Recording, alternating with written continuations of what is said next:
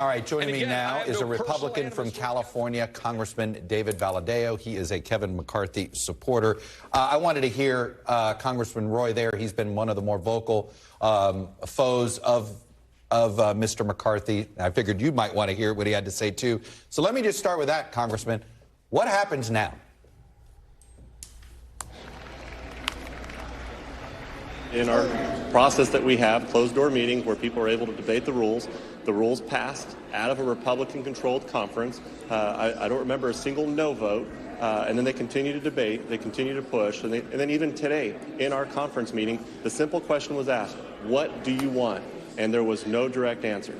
And so this is just a game to them. And the reality is the American people want us to get to work, and this is just slowing down the process. And they won't even tell us exactly what they want. They give these really long answers about platitudes and solutions with cut spending, but we have to be sworn in, we have to put people on committees, right, and we have to start doing our job. And unless we get doing that, we're just going to sit here and scream at each other. Did you hear a specific ask from Congressman Roy there? There was no ask on the floor. There was no ask in committee or in conference this morning. And then again, there was a process that played out in the rules debate that we had a few months back. We had a debate, we had votes, and all those rules changes passed with unanimous support. And Congressman, none of this was that close, correct? Whether it was the vote for McCarthy or the vote for these rule packages, we're talking 75-25 percentage-wise here, correct? Absolutely. You're absolutely right. It was actually higher numbers than that. McCarthy got upwards of 85% of the vote in our conference. So what do you attribute this? It looks like stubbornness, right? I'm not a member of this conference. I'm watching. It looks like you've got 19 folks who simply want to prove that they can deny the speakership of McCarthy. They've made their point. Now what? Is it time to move on? I mean, I know nobody wants to capitulate to anybody here. How long do you play this out?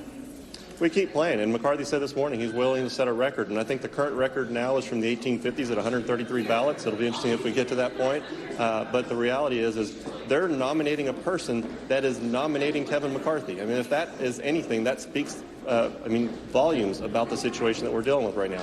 They're nominating a person that doesn't want the job and is supporting the person that the majority of us support. Do you feel confident that everybody that's supporting McCarthy is working to get McCarthy elected, by the way?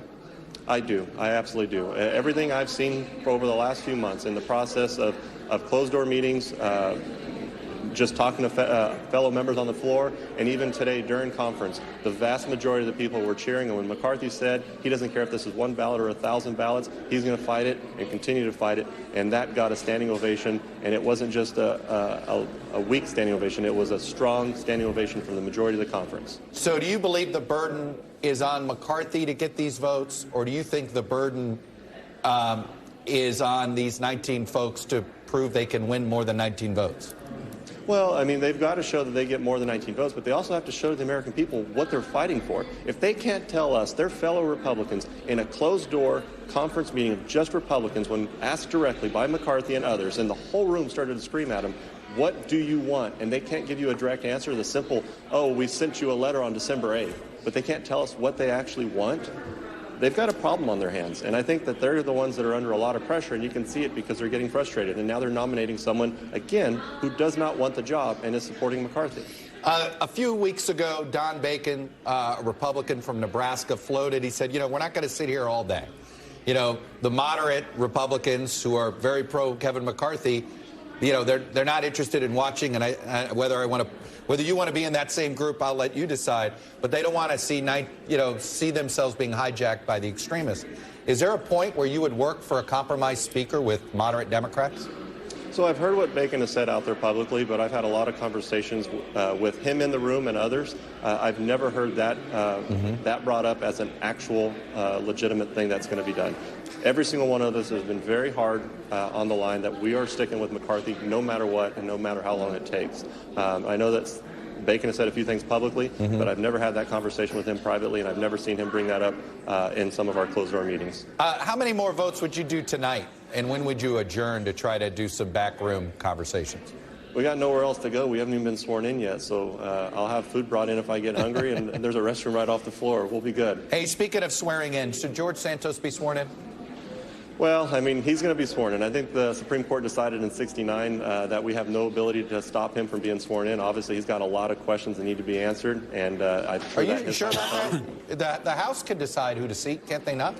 No, I believe in 1969, if I'm not mistaken, I looked it up the other day, there was an actual fight on the Supreme Court about seating a member of Congress, and the Supreme Court decided that the Constitution says that members of Congress are elected from their state, the state sends them to the federal government, and we have to seat them. I mean, can we expel them? Yes. Can we subject them to ethics investigation? All those things can happen, but from what I've seen, we have no ability to stop him from being sworn in.